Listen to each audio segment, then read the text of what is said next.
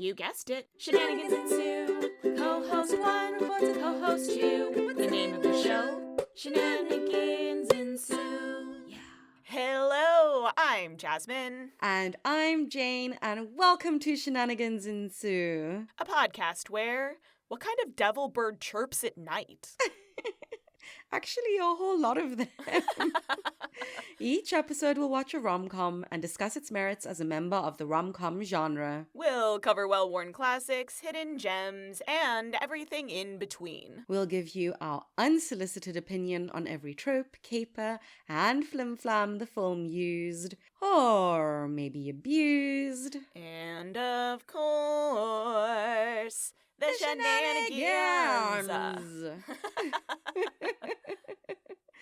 Hi everyone! This episode we'll be talking about Failure to Launch. Yes, that aughts classic. Yes, which somehow always tends to escape my mind. That's so funny. For me, this was one that I watched a bunch. Oh, really? Because one of my childhood friends would always joke that her older brother was a failure to launch. Oh my god. So it came out at exactly the right time for us to really give him a hard time. Wow. I've seen this once. So the only things I remembered about this film going in was that Kathy Bates was surprisingly the mum. I hated the fact that Paula slept with Tripp under false pretenses. Mm-hmm. And that's about it. I didn't remember a ton of it aside from the very basic premise. Right. So it was really fun to rewatch it after over 10 years for sure. Yeah, it's been a hot minute. And the cast is insane. The cast is stacked. Yeah. I forgot. And like they're all baby-faced. Like obviously I know Sarah Jessica Parker and Matthew McConaughey were in this, but I didn't remember Zooey Deschanel was in here. Oh yeah. Playing a very dark, scary version of the manic pixie dream girl. Yeah, no, I love Zooey Deschanel in this so much. And then I forgot the mom was Kathy Bates. Yeah. Absolutely slay girl. And then we have Justin Bartha and Bradley Cooper before they were together in Hangover, or just after they were together in Hangover. Yeah, right? Not quite sure now. I think it's before, but I think it was like really close to the same time. Yeah, it was right around that time. And then for American sports fans, we have Terry Bradshaw as the father, which I think is hilarious. I had no clue. Oh yeah, and sorry, apologies, American football specifically.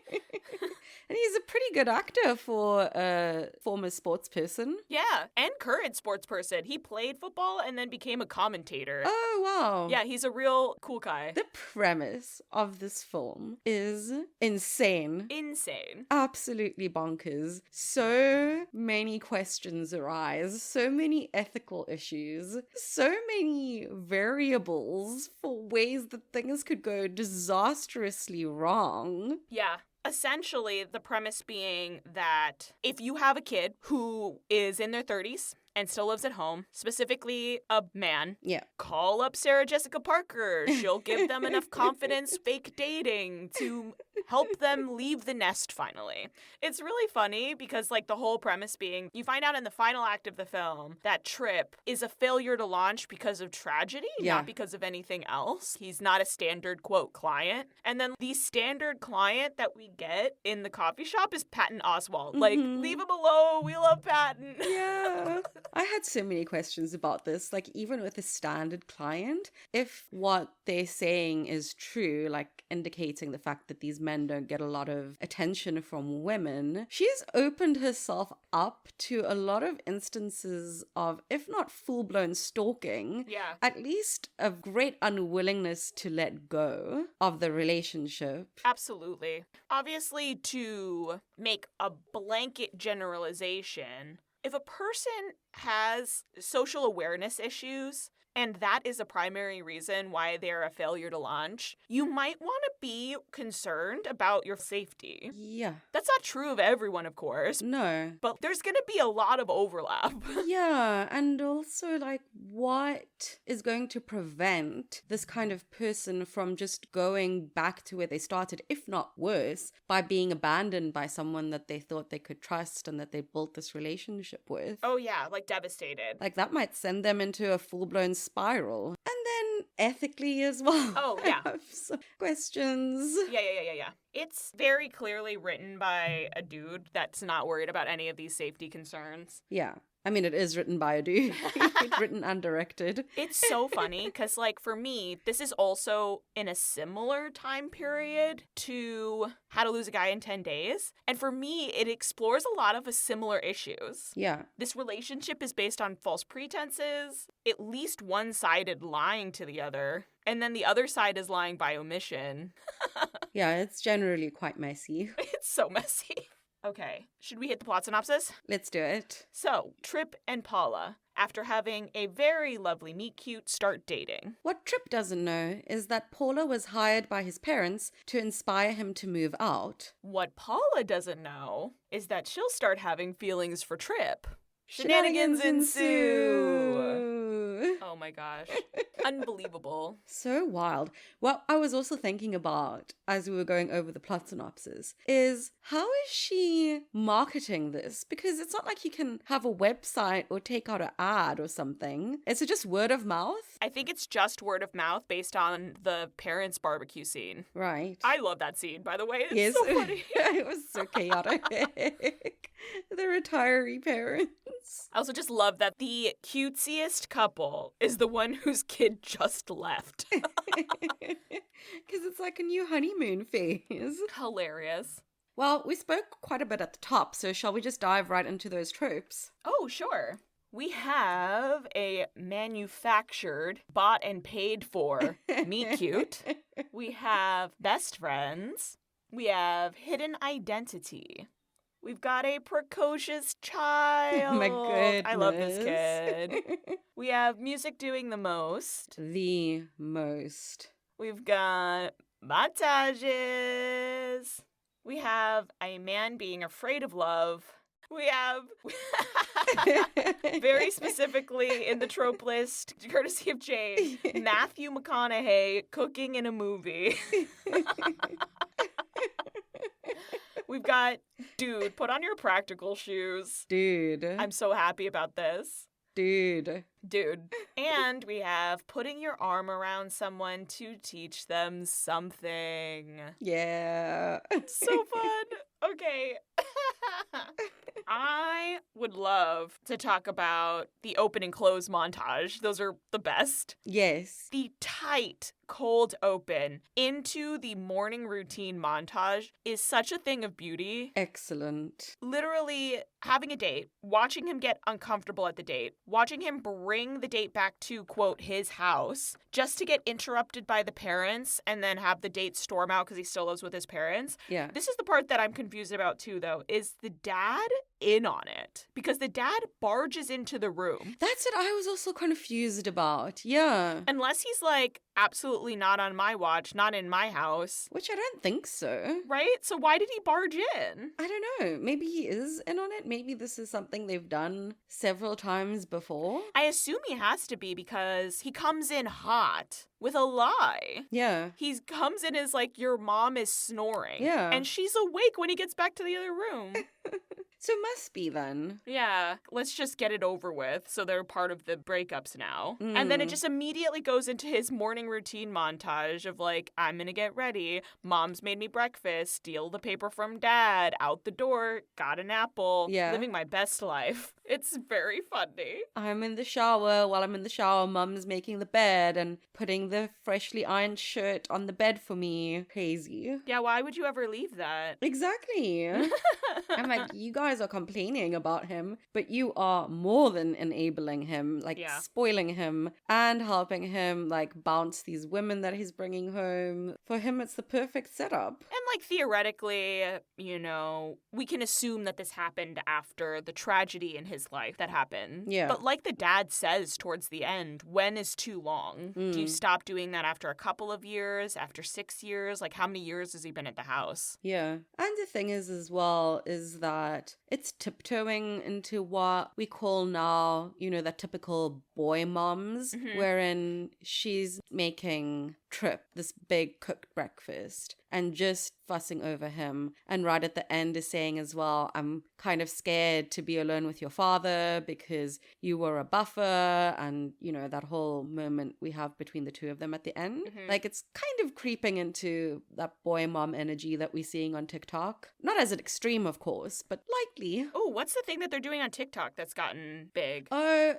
latest thing that's doing its rounds is this mom who's getting ready for her son's prom, but she's gotten herself like a full-on prom dress and ordered flowers for him to give to her, and it's quite full on. Oh, that's weird. Yeah, and saying things like, oh, I didn't have time to get my hair and makeup done like the other girls. Excuse me, ma'am, do you mean the other children that are going to go to the dance? She's not actually going to go to the dance with her son, I hope. No, he has a date, which makes it even weirder. And fully, this is not satire. I thought it was. It's really not. She's like, I got my son a boutier. His date got him one as well. We'll see which one he picks. Yikes. Why? I don't know. Because they didn't get enough love and attention and care from their husbands. So they're looking to recreate it through like some weird attachment with their sons. I don't know. Holy Oedipus, Batman. Not good. Not good. No, I don't like it. Don't do that. No.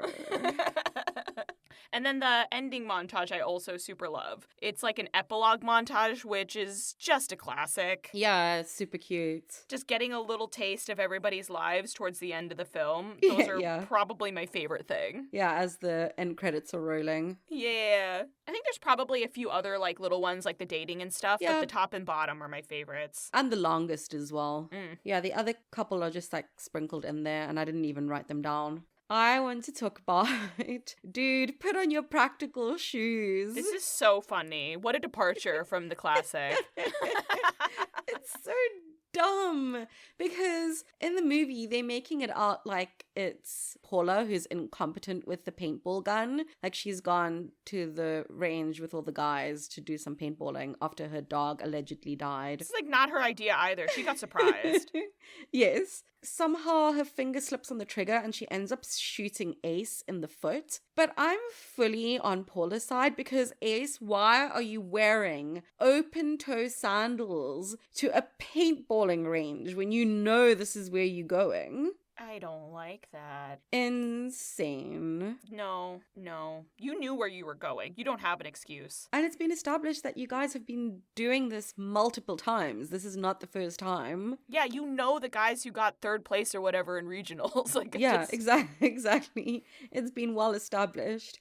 And then, I didn't write this down, but ever so lightly, I was like, ooh, this is why Kit and Ace are perfect for each other. Because yes, Kit wasn't participating in the paintball excursion, but she still showed up to the muddy field in high black stilettos. So that's also like, girl, put on your practical shoes. So they were meant to be. Wait, really? I didn't even notice the shoes. Yeah. Go back and have a look. That's so funny. You can't wear stilettos in a field. I was like, why? Men, stop styling women to be wearing stilettos in a field. It isn't done. You have to wear wedges at least. It's so impractical. You physically can't. Your heel just digs into the ground. Yes, you'll sink in. You'll be stuck. I'm going to a wedding next week, and the bride sent messages saying the terrain is a bit rocky. Make sure if you're going to wear heels that they block or wedges. Courtesy. Yeah, you cannot. You'll sink right in. Insane. Impossible. You should know that if your graduation was like on a field. Yeah. They literally tell all of the girls, don't. Were you not paying attention? Did you miss the memo? You're gonna wreck your heels. Yeah. Open-toed shoes with paintball guns. Idiot. Stilettos in a field. Idiot. They were meant to be. Insane. Why? Why, guys? I would love to talk about the precocious child. Yes.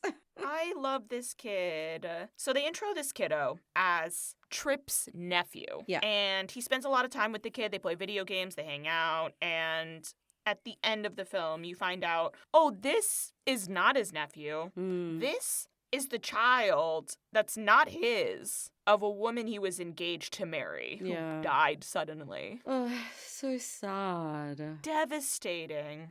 And what I was able to gather is that this kid lives with his grandparents now. And that's what I assumed as well. Yeah, Trip just acts as like a father figure who hangs out with the kiddo. Yeah. And it's honestly so sweet. Yeah. And I really love it. And the fact that the kid real talks him at the end is the most delightful fucking thing.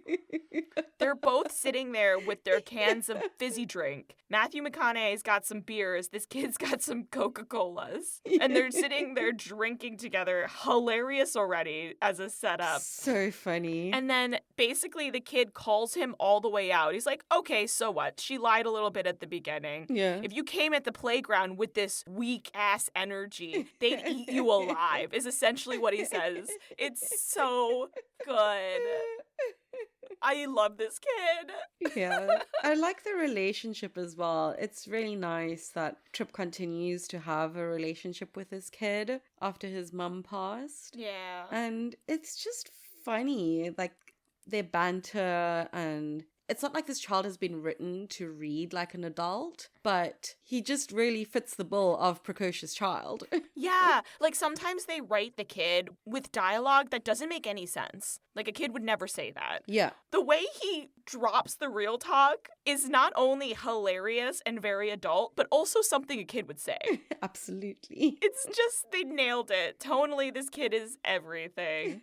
When the mom decides to make Trip's life a little bit more difficult and they're playing video games, and she says, I'm not going to pick you up snacks. Yeah, you can go get them yourself. The way that kid side-eyes Trip so hard. Yeah. Like, oh my gosh. It was very memeable, the way, like, he pulled his head. Like, it was like a, huh? Oh my gosh. She said what? Yeah. What's happening now? Amazing. Okay, I obviously have to talk about music doing the most. Absolutely. Your specialty. The song that's playing when Trip brings this girl home at the beginning is We Know Each Other Very Well. Irony, because she doesn't know him at all. She doesn't know what she's in for. Then we've covered the morning montage, but one of the lyrics from that song is, how does it feel when things are going your way? Because everything's going his way on this day. You know? So good. And then when he's teaching her how to sail, which I can sort of tie these two together, he has his arms around her while he's teaching her how to sail. And the song is, you don't have a clue what it's like to be close to you. So romantic. These on the nose lyrics. It's so funny. So on the nose. It's so funny and silly. And then, okay, we didn't talk about the sad montage, but the sad montage, one of the lyrics is, nothing is clear to me. How could I be so blind? This is after he's found out she's lied to him. Yeah, after he's left and confronted the parents and stuff. Yeah. So funny. And then the last thing, they really hit you over the head with it to send you home. But in that end credit montage, the song that's playing is Crazy Little Thing Called Love. Until we cut to the parents who are naked lying together in one of those lazy boy chairs. And they're singing, hit the road, Trip. Don't you come back no more, no more, no more, no more. What'd you say? Yeah. So funny. The film closes with hit the road, Jack. Going over as they sail off into the distance, hitting the sea. I love that so much. Do we assume that he finally bought a boat, or did he steal another boat? No, I'm assuming he bought a boat. It's very generous of us. I think it's implied they're going on an extended trip. Now that her business is also, closed. Right? Maybe he lives on the boat now? I guess. Yeah, she's unemployed now, so. So they may as well be travel vloggers.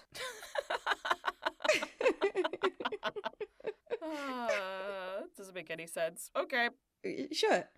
They ride off together into the sunset. I don't know. Oh, I'd love to talk about the best friends, because these friends are great. Yeah. In both directions. I love the shorthand that everybody has for things. Like, at the very beginning, the guys are talking about the breakup. They're just like, what happened this time? What was it? And Trip just says, oh, she gave me the look. They're like, oh, yes, the look. He's like, not the look. Again, the look. So good. And then later on, when they're at the paintball range, Kit and Paula are talking. And Kit's like, can we just get out of here now? And Paula's like, no, we can't leave until I get The nod. They look over at the guys. The guys are all nodding approvingly. Yes, we like her. Very emphatically. Very funny shorthands for all of the stupid shit. It's great because it makes the friendships feel real. Yeah. And like with the guys also have all these activities that they do together. Like they're always doing a different activity. Yeah, and always dealing with wildlife. Oh my gosh. I don't understand. They're like outdoorsy types, so when they're mountain biking, there's a chipmunk that decides to bite Trip. When they're surfing, there's a dolphin that decides to bite Trip. When they're rock climbing, there's a lizard that decides to bite Trip. I don't understand what his issue with animals is. Demo's like, nature's attacking you because you're going against nature. I guess. And then they round it out at the end. Yeah. When he's like happily with Paula. By adding in the dolphin that actually comes over and is kind to him and doesn't attack. Even though he's so afraid that he's going to be attacked again, which I don't blame him. Which is reasonable. I already am not an outdoorsy person. If I got bit once, I would never go outside again. I don't know what this guy is doing. I mean, Ace gets bitten by a mockingbird in an apartment. Yeah, but that was after shooting the mockingbird. That was warranted. That's also true. The fact that Kit and Ace have their own little meet cute at the field, then she gets coerced into a date because her friend pimps her out.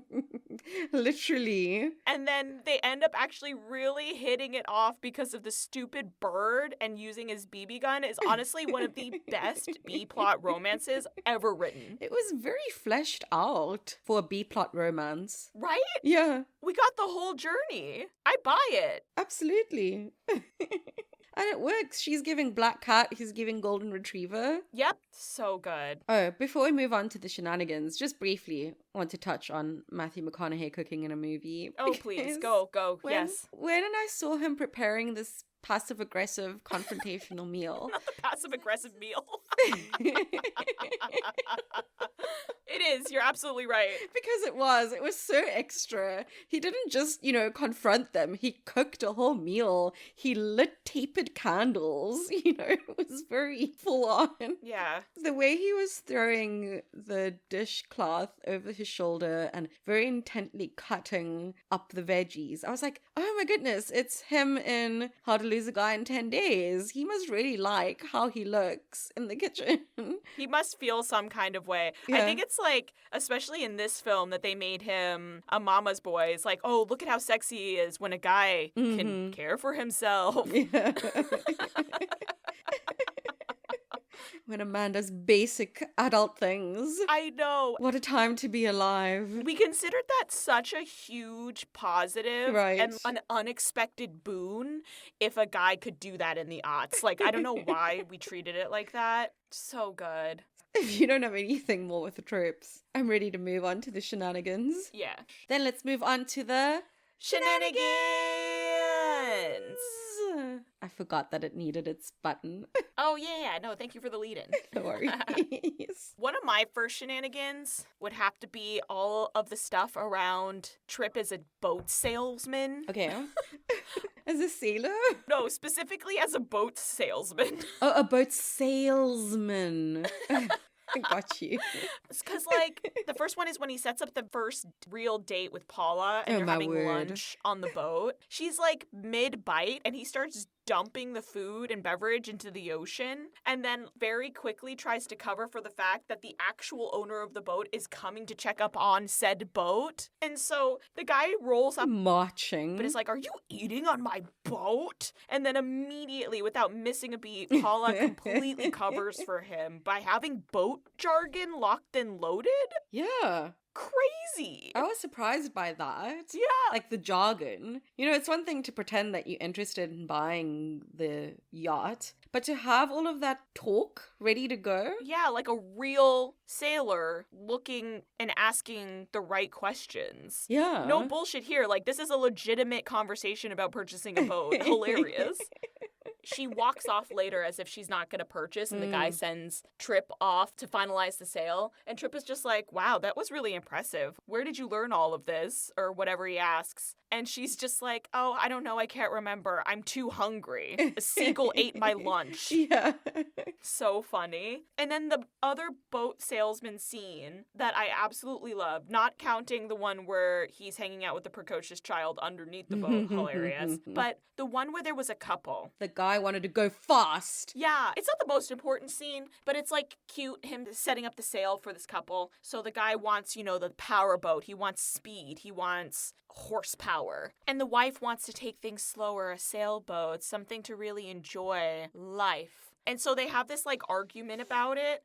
And my favorite thing is the off-camera conversation that happens right at the end of that scene. I think it's maybe the funniest line in the whole movie, and I never noticed it before. The husband is like, yeah, I'm a power guy. I'm one of those power guys. And the wife turns to him and says, power guys don't drink Kahlua and cream.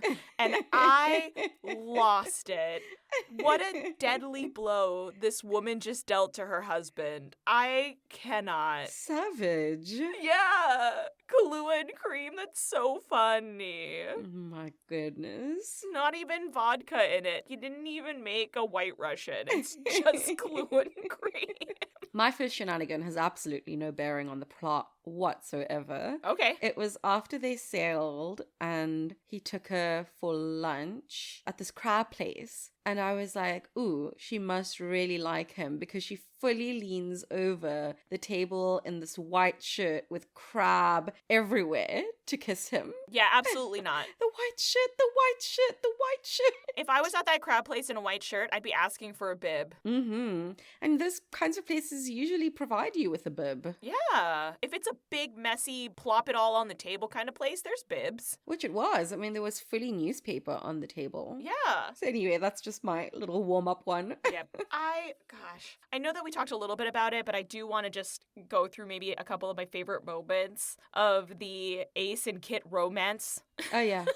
Starting with another one of my favorite lines of the film. He gets shot in the foot, goes over to say hi to her. Mm-hmm. She's in the bleachers drinking a beer, and he says to her, I didn't know they served beer here. And she just says they don't. And that is the beginning of their romance. And then he's like, can I have one? And she says, no, and just walks off.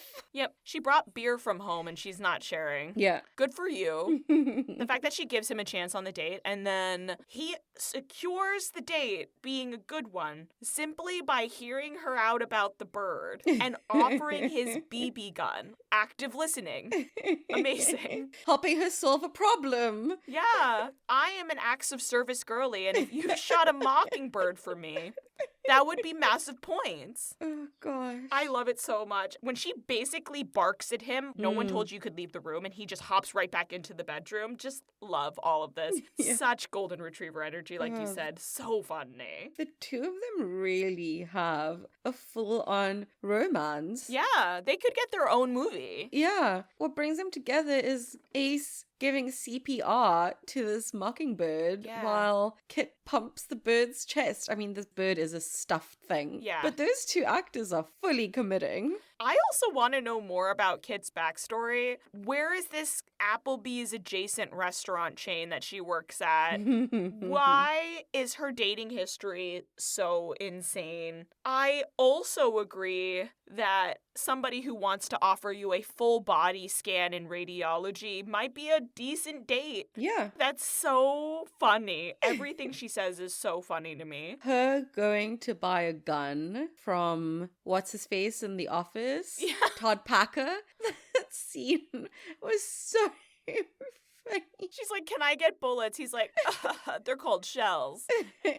Oh, I don't need a case. I just need one. Just so intense. And then Todd Packer, the gun salesperson, saying, there's even the book To Kill a Mockingbird. And Kit's like, yeah, I'll take one of those as well. No, it's not a manual. No. He's like, no, don't you get the reference? Have you never heard of this book? Unbelievable. So funny.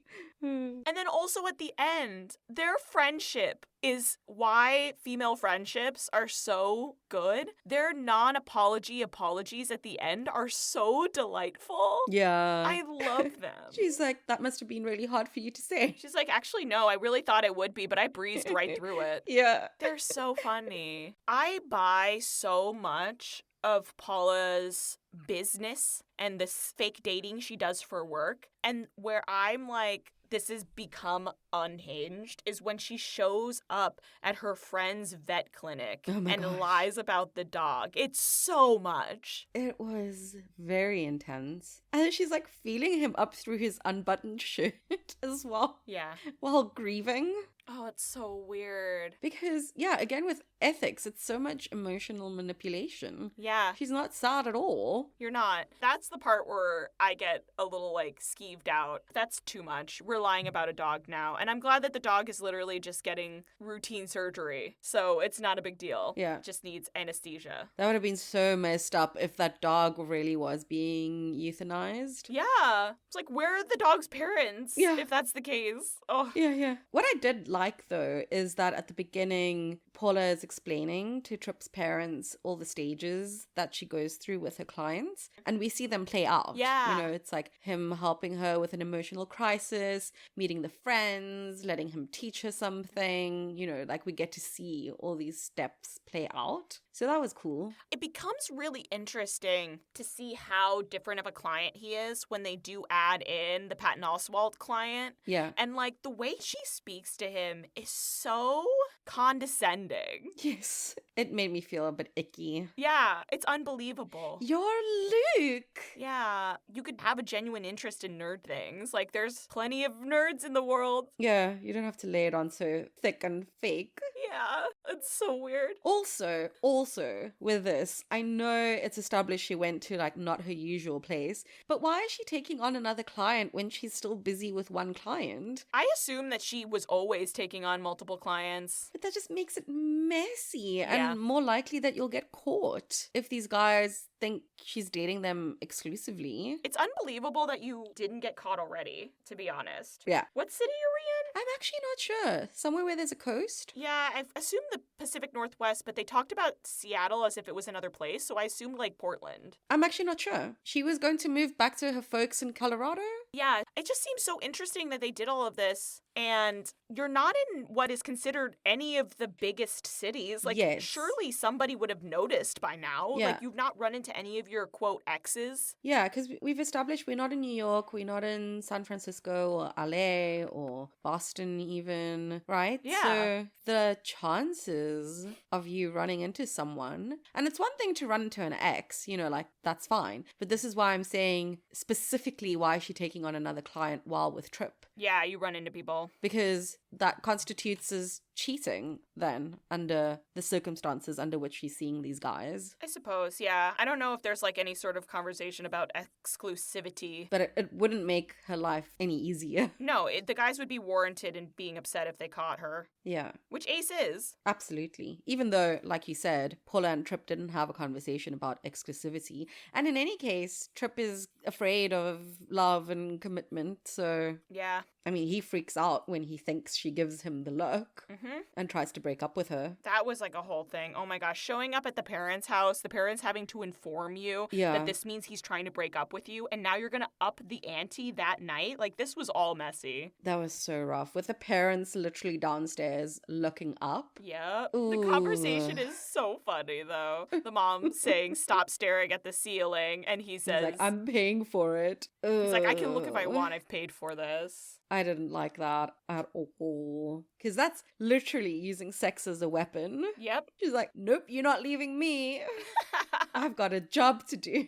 I know. And it's just like unfortunate because it's like right before that she realizes she's caught feelings. And so now it's messy city. Yeah. Another little shenanigan is, I think after the whole fallout, the guys are at another outdoor activity. Maybe it's paintballing again. And then there's these other dudes who are like, it's okay if you cry, we'll turn around. He says, no, I'm fine, but they actually do turn around. Wait, that's cute. I don't even remember that. That's so funny. Yeah. I thought that was so cute. It is really sweet. Aw. Yeah. I like healthy bro relationships. We appreciate it. It's okay to cry. It's okay to cry. I'll give you some privacy. Turn around. Yeah. Okay, and then the plan to try and get them back together. Ace, very sweetly, unhinged, naively, his first idea was to send Paula flowers from Tripp and trip flowers from Paula, and that's how they will reconcile with the flowers. I love that the mom just calls it out for what it is. Like, can we have a plan that doesn't suck? Yeah. Next. But their other plan is so unhinged. They kidnap him. And tie him up and lock him in a closet. And then fetch her and lock her in too. While she's supposed to go to the airport, mind you, and force them to speak to each other.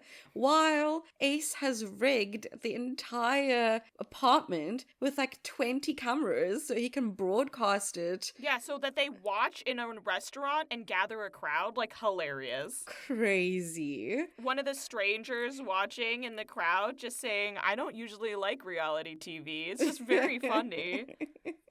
Like broadcasting it on all the different TVs that they have in this restaurant or whatever. Wild. What an invasion of privacy. Truly. I mean, it was already bad enough having the parents and the friends watch them have this very private, very personal conversation. Yeah. But why are they watching in a restaurant and like not in someone else's apartment? It's just very funny because I guess you could just let them talk it out, but like the fact that they're putting it all on camera and ensuring that the conversation happens, like, you guys. Wild. I also just, all of the scenes leading up to that are quite sweet. I think they really like stuck the landing in that way. We've got the passive aggressive dinner with the parents. He reveals that he knows and he's upset. They have their falling out. Real talk with the kiddo. We have then the sweet scene with the parents in both directions where he talks to both of the parents and has a moment with each of his folks to understand what motivated them to do this. Yeah. And then we also get the scene with Paula telling them both that she's sorry this has never happened before and she shouldn't have gotten involved. And once she found out that it was an emotional thing, that he wasn't a good client and was going to leave. And then the lashing out at Kit, all wrapped up into like the scene at the end where now the whole restaurant's watching their reconciliation. I think that they really nailed the ending. Like all of that is lumped in the last, 20 minutes? They get through a lot. Yeah. Tight writing and tight scene work there. Well, if you don't have any more shenanigans... No, I guess I'm ready to go. Let's do it. A fun fab fail. This is a fun for me. For me, this lives somewhere between a fine and a soft fun. Yeah. Yeah. In my head, I have a lot of comparisons for this and How to Lose a Guy in 10 Days. And I think the big difference for me on why I don't like that one and I prefer this one is probably the conversation they have at the end. The actual heartfelt, legitimately talking through our feelings, real apologies in both directions versus like, I'm just going to write a letter and put it into the world and not actually say something to somebody's face. For me, that makes it a little bit more realistic that they could move forward. So for me, I think what trips me up and puts this more in a fine fun than a full-on fun. What trips this up? That was unintentional.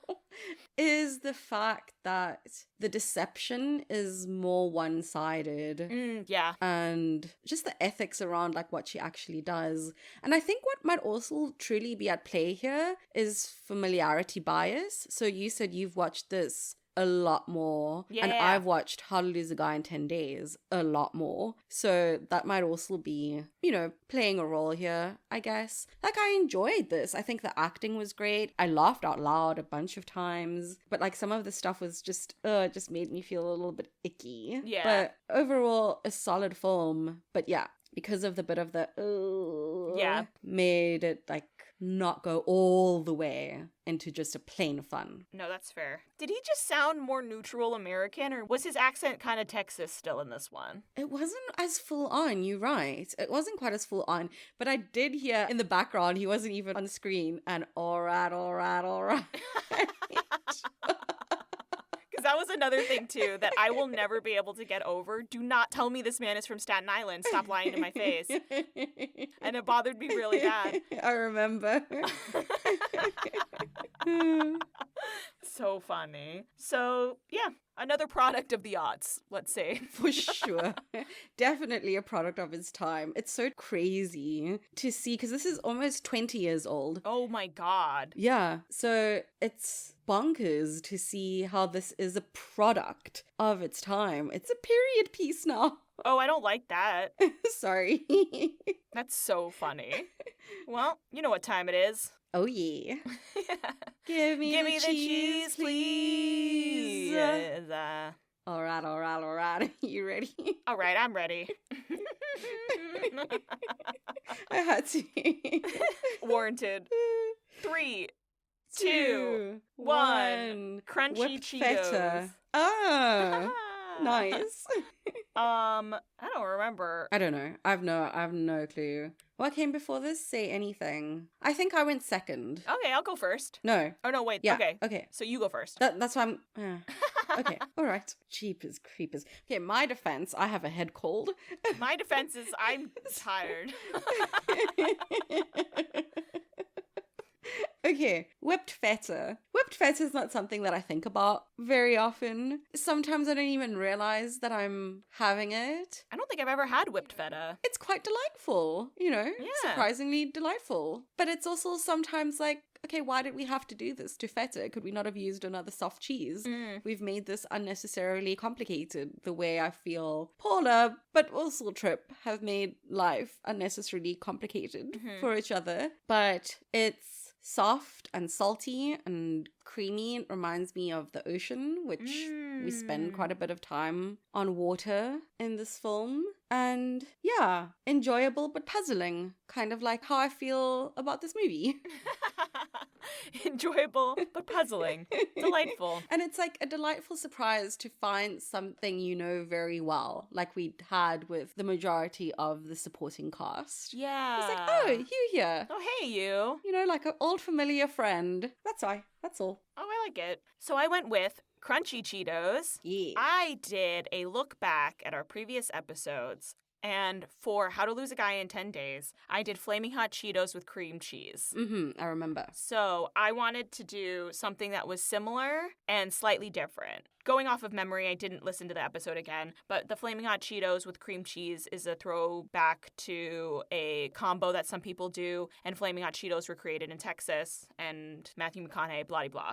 And I wanted to go with something similar because this movie lives in a similar place in my brain. Yeah. It's a similar time period. I think they're just a couple years apart. But the Crunchy Cheetos is just by itself. It doesn't need accoutrement. For me, this is like another pretty classic rom-com from that time. It's cheesy. It's a good fun time. It's also a little crunchy on the edges, but we forgive it because everyone knows it's got all of the artificial preservatives and whatnot, so we knew what we were getting into. And because of that, and because of its reference to the other film that feels similar in my heart, this had to be a Crunchy Cheetos.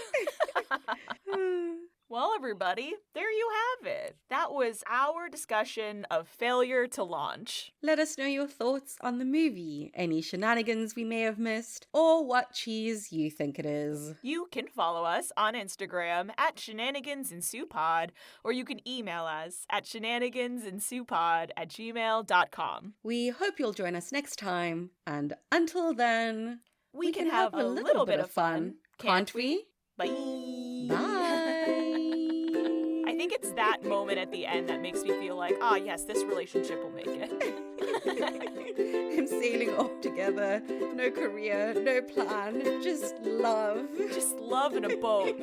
That's all you need. That's all you need.